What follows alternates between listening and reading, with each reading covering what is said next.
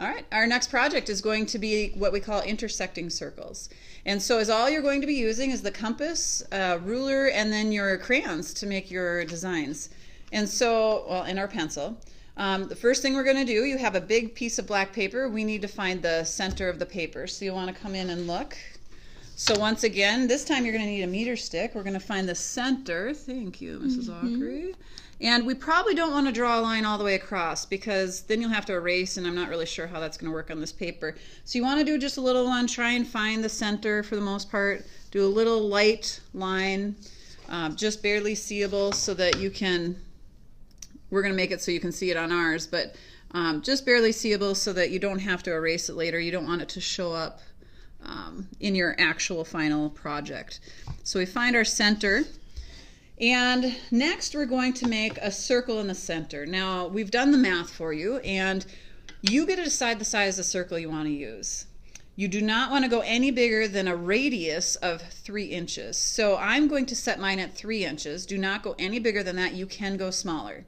Now if you go smaller, you can actually change the project a little bit. We'll explain that more later. But for now, we're just going to do our basic project that you can follow and have a beautiful project in the end. So we're going to finish, we're going to put our radius here at 3. And you put that in the center and have someone help you hold it. And you go around the circle, all the way around. And we have our first circle. Okay, so here's our first circle.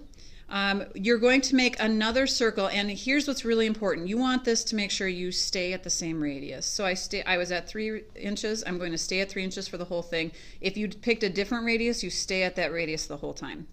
So we're going to now do our next circle on the end of this circle. So we have this long piece of paper here. I'm going to do it on one of the long sides. And what I'm going to do is I'm going to put the center right at the end on the edge of the circle. And I don't know if you can see the edge of the circle, but maybe we can highlight the edge of the circle so you can make sure you can see it. And so what I'm going to do is I'm going to put the compass, the part that you hold down, right here on the edge of the circle so that it's right on the edge. And here, I'll hold it if you want to. I'm going to hold it right there on the edge. And then once again, make sure you're going at 3 inches. There's 2 holes on your compass. So you make sure you stay at the one that you want to use. Don't accidentally use the other one and make your circle too big or too small, depending on which hole you're supposed to be using. Oh, what happened there? Oh, you went on the inside. There we go. All right. Okay, now we're going to continue to do this. And so the next spot that I'm going to pick, I don't get to pick now. I actually have to follow what it does. You'll see that these 2 circles here intersected right there. And so that's going to be the center of my next, go ahead. It's going to be the center of my next circle. So we're going to hold it there. And once again, make sure you're going on the 3 inches or whatever you used. And we go all the way around. I'll go this. Sorry. Okay.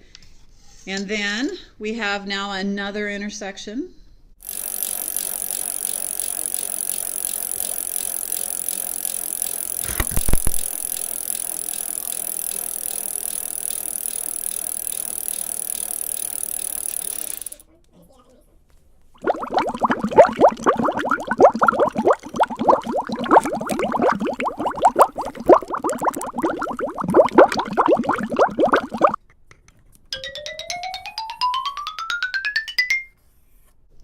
All right, and so now you have all your circles here.